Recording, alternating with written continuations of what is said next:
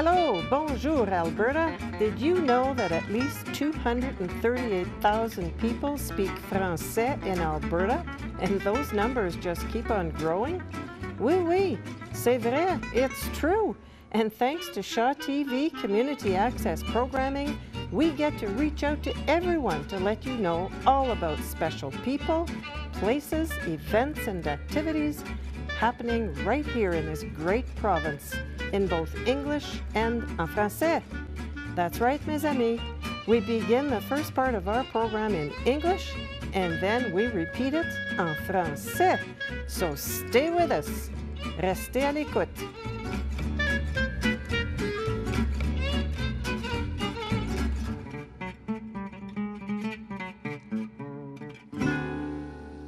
Welcome to Season 11 of Hello, Bonjour, Alberta, where we celebrate linguistic duality and introduce you to people from all walks of life since 2012.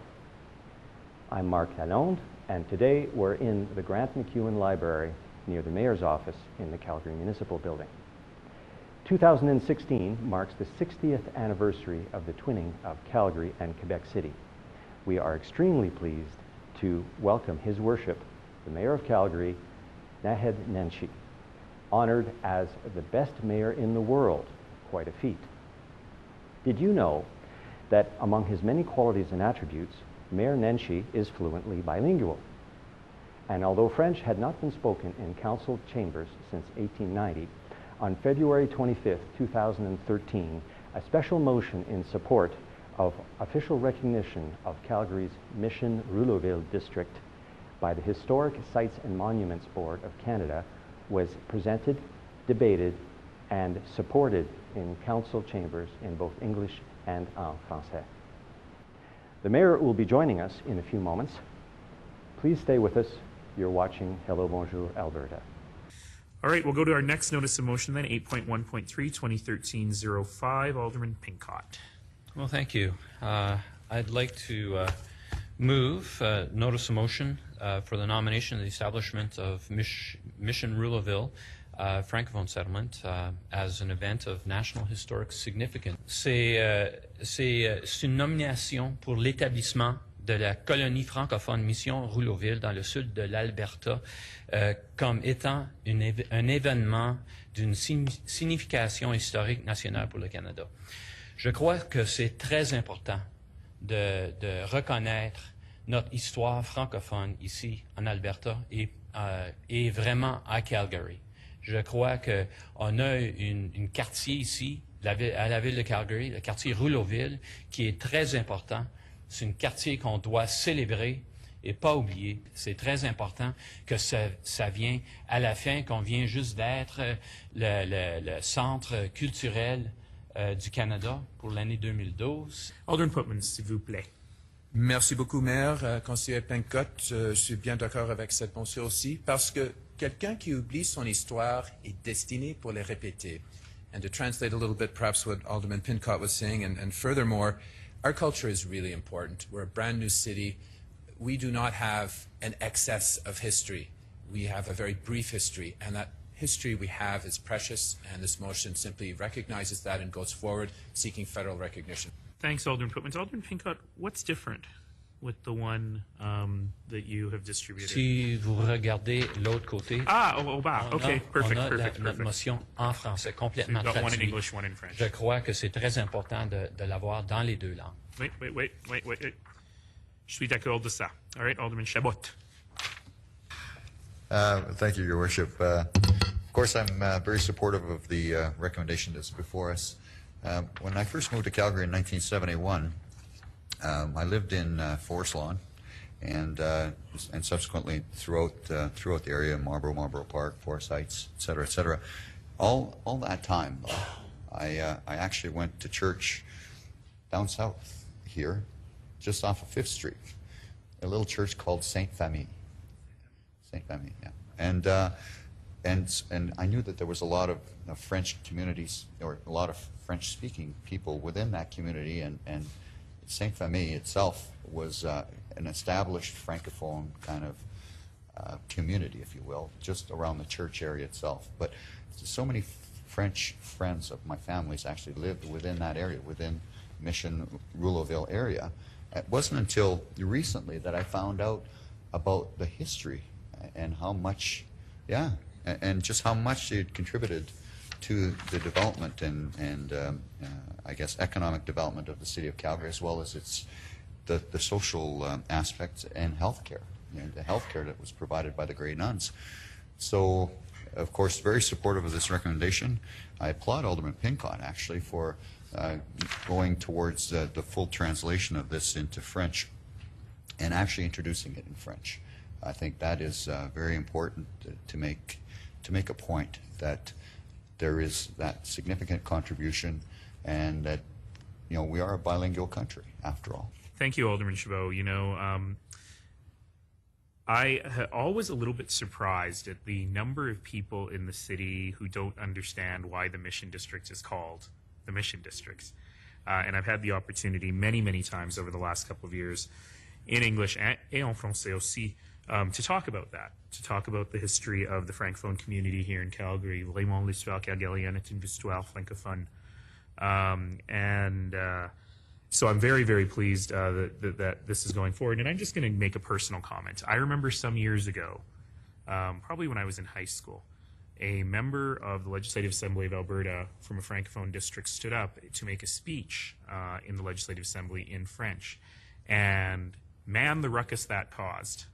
And I'm so pleased that we were able to, even in a place that is so overwhelmingly Anglophone and allophone as Calgary, that we are able to conduct some of our business in Canada's other official language.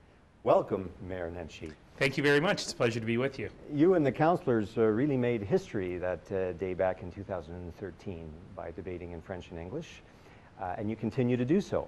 But before we get into those things, let's review your childhood, etc. Can you tell us where you were born and where you grew up? Sure. I was born in Toronto at St. Mike's Hospital in downtown Toronto, but my parents immigrated to Canada from Tanzania when my mother was pregnant with me.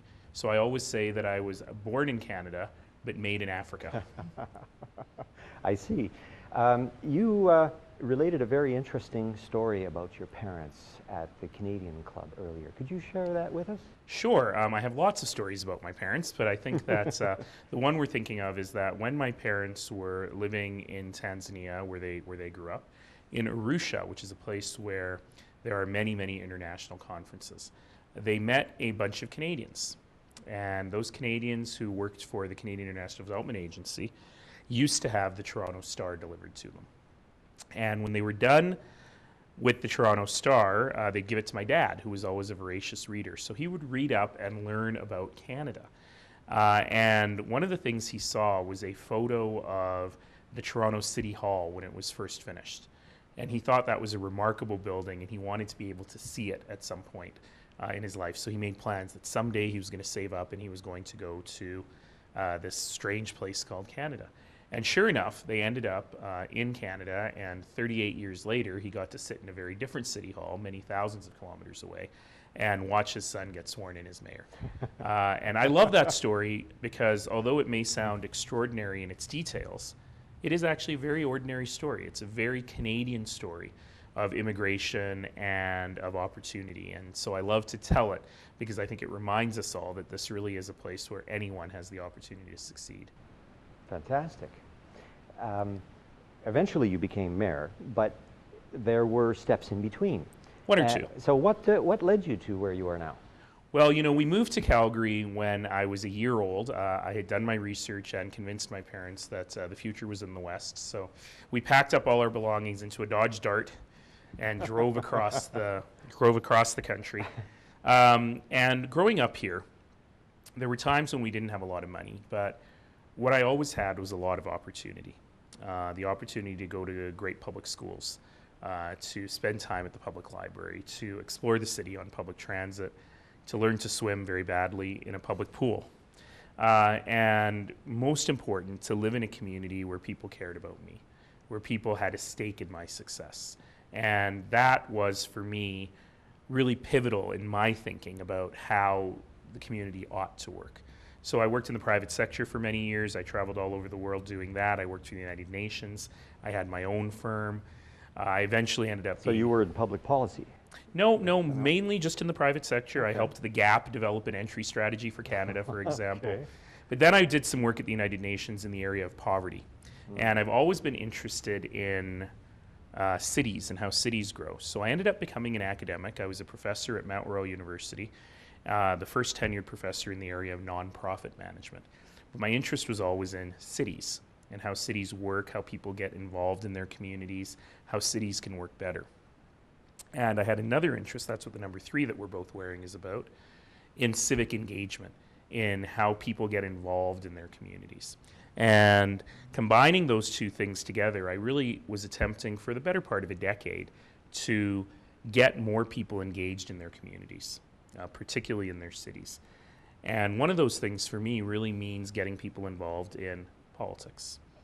And in my research, we found that, and not just research, real work, it's actually very easy to get people involved in the community. You just have to ask them. The number one reason people don't volunteer is nobody asked me. But it's actually conversely very difficult to get people involved in government for all the reasons that you think. People are cynical, all politicians are the same, they don't represent me, government has no impact on my life. And I really wanted to change that. And I wanted to get more young people and more women in particular involved in the political process. And so I spent many years just trying to do that. And a lot of people would say to me, if you're so interested in this, why don't you do it yourself? And coming up to the 2010 municipal election, I kept trying to get other people to run for mayor because it was pretty clear that the mayor of the time was going to step down. And no one would do it. I struck out every time. And people kept saying to me, do it yourself. And I kept saying, it's not for me to do, it's to get people engaged. And, you know, I'm not the kind of person who does that. But they kept saying, well, I'm not the kind of person who does that. You're trying to convince me. So do it yourself. And I'm very stubborn. And I wanted to prove a point that we could have better government if we elected better people. And really, that's how I ended up running. And that's how I ended up in this role that I've been lucky enough to be in for almost 6 years now. Oh, fantastic, fantastic. You did point out the 3 things button that we're wearing here. Can you tell us a little about that? Sure. This is a symbol of a very simple social movement called 3 Things for Calgary. And all it is encouraging every citizen every year to do 3 things for the community. Whether they're small things like shovel your neighbor's walk, didn't have to do much of that this year, or big things like join a new nonprofit organization or start your own show on Shaw. So do 3 things. Just do 3 things. And really, the power of this little program is that we don't tell people what to do. We encourage everyone to answer 2 simple questions. What am I good at? What do I care about? And the intersection of those questions becomes a place of great power where lots of wonderful things can happen in the community. I always say that real community change happens not because of politicians or journalists or professors. Real community change happens when everyday people use their everyday hands and their everyday voices to make extraordinary change. And that's what 3 Things is all about. So I'll let you in on a secret. It's not much of a secret. Next year, Canada will be celebrating its 150th birthday. It's sesquicentennial. I do not know how to say sesquicentennial in French. But my dream for the sesquicentennial is that every Canadian give Canada a birthday gift by doing 3 things for Canada or 3 things for the world. And so I would love to see 2017 be the year of 3 things for Canada, where everybody gets together to make our community even better on the occasion of our 150th birthday. Well, that would be absolutely great. Unfortunately, we're out of time. That was fast. I really appreciate, yeah, it goes quickly, doesn't it? I really appreciate you spending this time with us. And thank you for joining us. Thanks to our volunteers. Stay with us. On continue en français.